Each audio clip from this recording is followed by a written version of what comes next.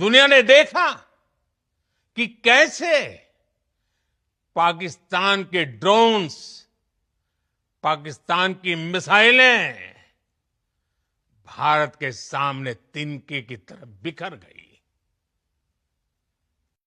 भारत के सशक्त air defence system ने उन्हें आसमान में ही नष्ट कर दिया।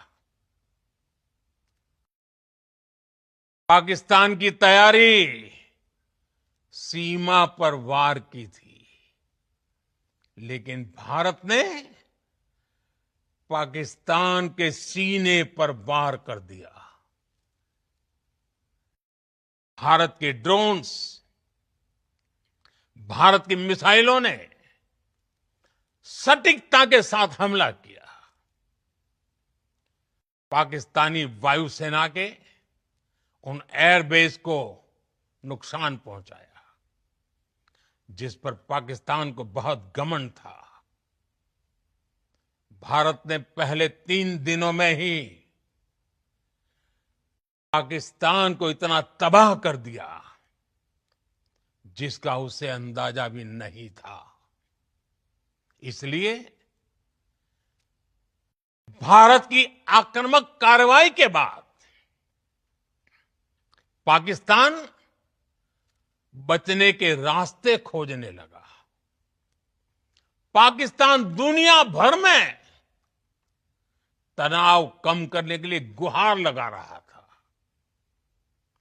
और बुरी तरह पीटने के बाद इसी मजबूरी में 10 मई की दोपहर को पाकिस्तानी सेना ने हमारे डीजीएमओ को संपर्क किया। अब तक हम आतंकवाद के इंफ्रास्ट्रक्चर को बड़े पैमाने पर तबाह कर चुके थे। आतंकियों को मौत के घाट उतार दिया गया था। पाकिस्तान के सीने में बसाए गए आतंक के अड्डों को हमने खंडहर बना दिया था। इसलिए जब पाकिस्तान की तरफ से गुहार लगाई गई, पाकिस्तान की तरफ से जब ये कहा गया कि उसकी ओर से आगे कोई आतंकी गतिविधि और सैन्य दुस्साहस नहीं दिखाया जाएगा, तो भारत ने भी उस पर विचार किया। और मैं फिर दोहरा रहा हूं, हमने पाकिस्तान के आतंकी और सैन्य ठिकानों पर अपनी जवाबी कार्रवाई को अभी सिर्फ स्थगित किया है। आने वाले दिनों में हम पाकिस्तान के हर कदम को इस कसौटी पर मापेंगे कि वो क्या रवैया अपनाता है। साथियों, भारत की तीनों सेनाएं,